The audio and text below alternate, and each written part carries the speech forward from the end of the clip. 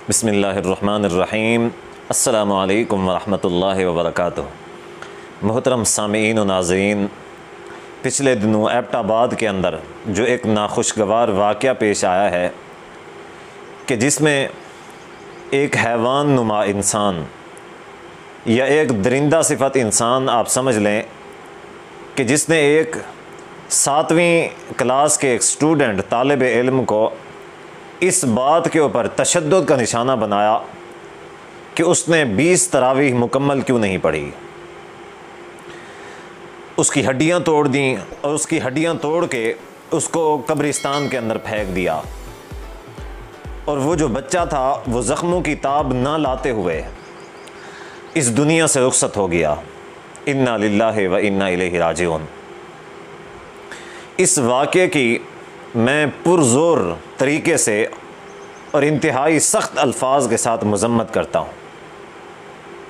और यहाँ पे मैं एक दो बातें आप लोगों के सामने अर्ज़ करना चाहता हूँ। क्या ये जो 8 और 20 तरावीह का मामला है, क्या ये इतना संगीन मामला है कि इसके ऊपर इंसान मारने और मरने पे आ जाए, इंसान कत्ल करना शुरू कर दे कि उस शख्स ने 20 तरावीह क्यों नहीं पढ़ी। मैं चूँकि 20 और 8 तरावीह के हवाले से अपना लेक्चर रिकॉर्ड करवा चुका हूँ और इसके मामले में मैं बता भी चुका हूँ कि तरावीह का जो मामला है ये मसनून तरावीह है। हमारा जो 20 तरावीह वालों के साथ जो इख्तलाफ है, 8 और 20 का जो इख्तलाफ है मुतलक तौर के ऊपर, ये मसनून का इख्तलाफ है। यानी कि हम अहले हदीस अगर 8 अदा करते हैं, हम कहते हैं कि 8 तरावीह जो हैं ये मसनून है। नबी सल्लल्लाहु अलैहि वसल्लम की सुन्नत 8 तरावीह है। इसी तरह जो 20 तरावीह अदा करते हैं वो भी यही कहते हैं कि 20 तरावीह नबी सल्लल्लाहु अलैहि वसल्लम की सुन्नत है। इख्तलाफ इस बात पे है। वगरना कोई भी मुस्तनद आलिम किसी भी जमात से कभी भी ये फतवा नहीं दे सकता कि अगर किसी ने 8 से ज़्यादा पढ़ ली हैं तो मुजरिम बन गया है, या किसी ने अगर 20 से कम पढ़ ली हैं तो वो भी मुजरिम बन गया है, वो गुनहगार हो गया है, या ऐसा कुछ हुआ। ऐसा बिल्कुल भी नहीं है। इख्तलाफ सिर्फ़ और सिर्फ मसनून के ऊपर है कि सुन्नत कितनी है। अगर कोई 8 से ज़्यादा पढ़ लेता है तो उसकी नवाफिल हो जाती हैं, हम ये बात तस्लीम करते हैं। लेकिन अगर कोई 20 पढ़ लेता है या 20 वालों के नज़दीक अगर कोई 8 पढ़ लेता है, 10 पढ़ लेता है, तो इसमें कोई ऐसी हर्ज वाली बात नहीं है। ये मसनून चीज़ है। इसके लिए यही हो सकता है कि जिसने 20 पढ़ी हैं उनके नज़दीक यही हो सकता है कि जिसने 20 पढ़ी हैं उनको 20 का सवाब मिलेगा और जो 10 पढ़ता है उसको 10 का सवाब मिलेगा। वो कभी भी ये नहीं कहते कि जिसने 20 नहीं पढ़ी, 10 पढ़ी हैं, 8 पढ़ी हैं तो वो गुनाहगार हैं, वो बिदती हैं या ऐसे हैं। ऐसा बिल्कुल भी वो नहीं कहते। हाँ, हो सकता है कुछ एक चंद मुतशद्दिद किस्म के मौलवी जो फितना बर्पा करने की कोशिश करते हैं, उम्मत के अंदर गालम गलोच करते हैं, उम्मत के अंदर तफरका डालते हैं और लोगों के जज्बात के साथ खेलते हैं, ऐसे मौलवी अलबत्ता ज़रूर इस बात का फतवा दे सकते हैं। और यकीनन जो जज्बाती लोग होते हैं, जज्बाती मौलवी होते हैं, वो कम इल्म और नाक़िसुल इल्म होते हैं। उनका इल्म जो होता है वो नाक़िस होता है। उनके पास सिर्फ़ और सिर्फ जज्बात होते हैं। जो भरे हुए बर्तन होते हैं वो आवाज़ नहीं देते खड़काने से, जो खाली होते हैं आवाज़ वो देते हैं। जो दरख्त फलों से लदा हुआ होता है उसके अंदर आजिज़ी होती है, इनकिसारी होती है, उसके अंदर सादगी होती है, वो झुका होता है। और जो दरख्त खाली होता है, जिसके ऊपर फल नहीं होते, उसकी जो शाखें होती हैं वो अकड़ी होती हैं ऊपर की तरफ। लेकिन उसके मुकाबले में जो दरख्त फल के साथ लदा होता है उसकी शाखें ज़मीन की तरफ, नीचे की तरफ लटकी हुई होती हैं। आम तौर पे मैं अपने अक्सर खुतबात जुमा के अंदर भी, दुरूस के अंदर भी, लेक्चर्स के अंदर भी आम तौर पे एक बात कहा करता हूँ और आज यहाँ पे भी वो बात अर्ज़ करना चाहता हूँ कि हम जो मुसलमान हैं, हम मज़हब के लिए लड़ भी सकते हैं, मर भी सकते हैं और मार भी सकते हैं। सिर्फ मसला हमारा ये है कि हम मज़हब के ऊपर चल नहीं सकते, मज़हब के ऊपर हम अमल नहीं कर सकते। हमारा अलमिया ये है, हमारी प्रॉब्लम ये है कि हमने मज़हब के ऊपर अमल नहीं करना। हम सिर्फ मज़हब के लिए लड़ सकते हैं, मार सकते हैं किसी को या मर सकते हैं। हमारा सिर्फ और सिर्फ मुसलमानियत का जो दारो मदार है इसी बात पर रुका हुआ है। वरना आमाल हमारे अंदर जो मुसलमानों वाले किरदार होते हैं, जो अफ़ाल होते हैं, जो मुसलमानियत होती है, इस्लाम है जो, वो हमारे अंदर शायद ज़रा बराबर है, एक ज़र्रे से ज़्यादा नहीं है हमारे अंदर।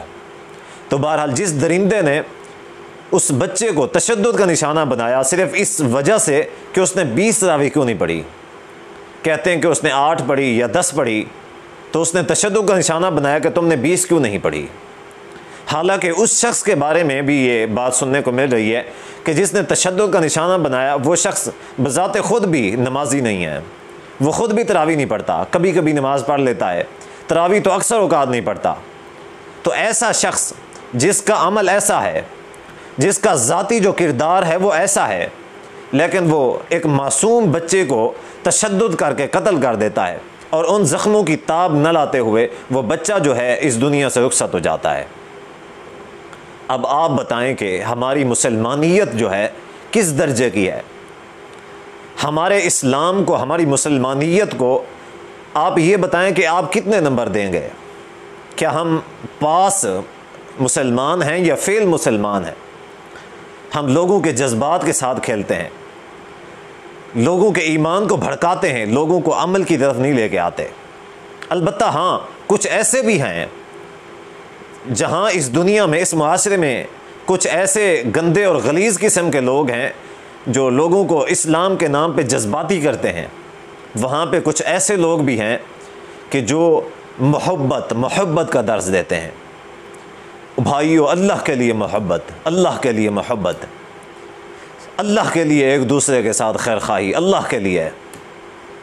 अब उन्होंने ये मोहब्बत का जो पैगाम था, इस पैगाम के अंदर इस्लाम और कुफ्र के दरमियान जो सरहद थी, जो रुकावट थी, जो फ़र्क था, उसको मिटा दिया है।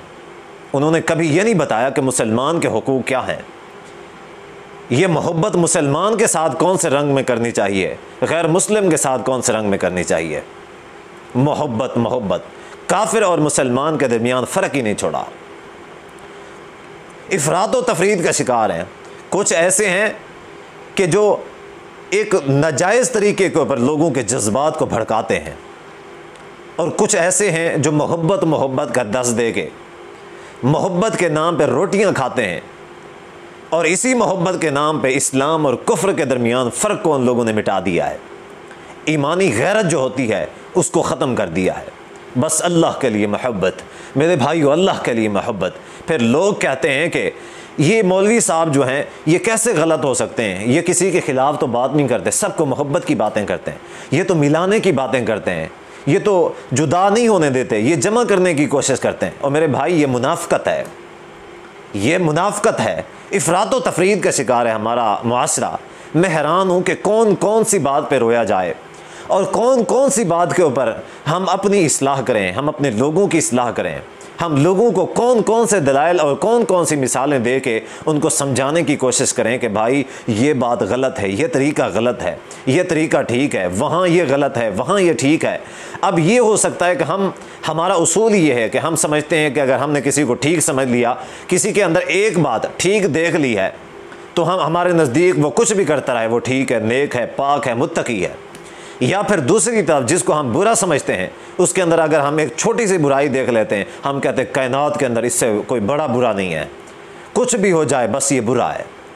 हालांकि होता ये है कि बाज़ इंसान के, हर इंसान के अंदर अच्छाई के पहलू भी होते हैं, बुराई के पहलू भी होते हैं। ये हदीस के अंदर ये बात है। तो जो अच्छाई के पहलू हैं उनको हाईलाइट करना चाहिए, एप्रिशिएट करना चाहिए, और जो बुराई हो उनकी इस्लाह करनी चाहिए। तो दीनी और नबवी तरीक़ाकार ये है। नबी सल्लल्लाहु अलैहि वसल्लम का फरमान है कि अपने मुसलमान भाई की मदद करो, अगरचा तुम्हारा भाई जालिम हो या अगरचा तुम्हारा भाई मज़लूम हो। मज़लूम हो तो बात समझ में आती है कि कैसे मदद करें, उसकी हेल्प कैसे करें। लेकिन अगर जालिम है तो ये बात समझ में नहीं आती। तो इसका मतलब और मफ़हूम क्या है? इसका मतलब और मफ़हूम यह है कि नबी सल्लल्लाहु अलैहि वसल्लम ने फरमाया कि जो जालिम है उसको जुल्म से रोकना अपने उस मुसलमान भाई की मदद करना है। तो मैं हमेशा एतदाल की तरफ दावत देता हूँ।